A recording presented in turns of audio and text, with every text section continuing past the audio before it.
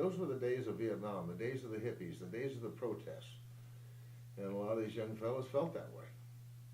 You know, they didn't like the idea of even being in the service. They got in the Guard because they didn't want to go active duty. For me, it was a blessing, and I enjoyed it, every minute of it. I saw a lot of the world. It made me grow up. That experience saved me, gave me direction. When I got off active duty, I had a direction. I knew what I wanted to do. And moreover, what I didn't want to do, I didn't want to turn wrenches on the airplanes the rest of my life. I was either going to fly them or get out. And I was lucky enough to get commissioned and go to flight. And I mean, we were free to just take the airplane and go fly it. Like you would in a combat scenario in those days. You'd go get your mission, go get the targets, and do whatever it took to do it. But as time went on, especially after we got into the F4, then the IFR structure came in, and you go out of here under instrument flight rules, IFR, restricted and in contact and in radar contact and IFF contact with the controlling agencies of the areas. Then you would drop into designated low-level routes. I forget how wide they were. They were fairly long. Some of them started out over Northern California, out over the ocean, and actually came through Northern California into lower Idaho and back into Nevada. Some went out east, Elko, Battle Mountain area. Some down along the ranges down in southern Nevada. Were those always 2 ships, 4 ships? No, we did some 2-ship work. A lot of just by yourself. Really? 2 guys in the cockpit. And the 101 was a lot of, you know, in those days the theory was, and they made a movie about it. Robert Stack narrated the thing called Alone, Unarmed, and Unafraid. And that was the reconnaissance guys. No guns, no way to defend yourself. You just had to outfly everybody. You know, and so that was kind of the mystique of the reconnaissance guy. He was going to push it to the limit.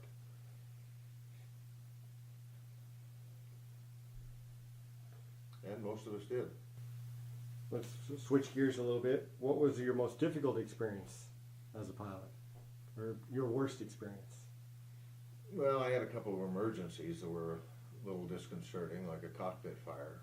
I didn't like that a whole lot. It was burning next to my leg. I pulled the circuit breakers and got it out and immediately landed up at Lakeview, Oregon. When was that? What year? Boy, that would have been about 82 or so.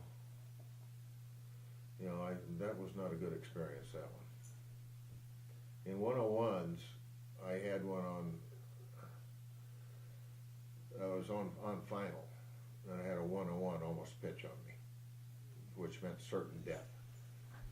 And it was just a crossed instruction from the instructor pilot who was in the airplane next to me with what I was doing in Houston, because we did it differently in TAC.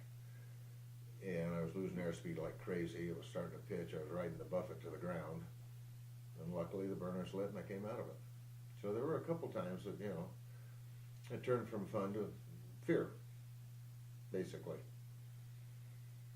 They say there's a mentality with pilots, particularly fighter pilots, where in those type of situations the training kicks in and they maintain their composure and cool. Did you find that the training made a difference? That's what the training does for you, is you do maintain it. You maintain it right to the ground.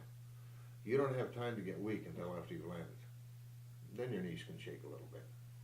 But yeah, you know, there's 2 things that I would do.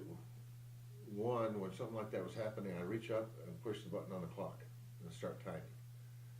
That gave me a motion to do that kind of just put me back into, I've got to fly this thing. You always flew the airplane first. And the next thing I do is say, oh shit, the common words in the airplane. You say those 2 words in any airplane, and pilots will break their neck trying to figure out what you're talking about. Those 2 words, for some reason, are universal. And it's every emergency I ever had, every time somebody thought something was going wrong in the airplane, those are the first 2 words uttered. That was kind of the signal. So that kind of take the pressure off and your training take over. And I think we all knew if you really got with it and flew the airplane, your chance of survival was much, much better than sitting there panicking. And you'll find that, I think, even with airline pilots, any pilot, that training is going to kick in.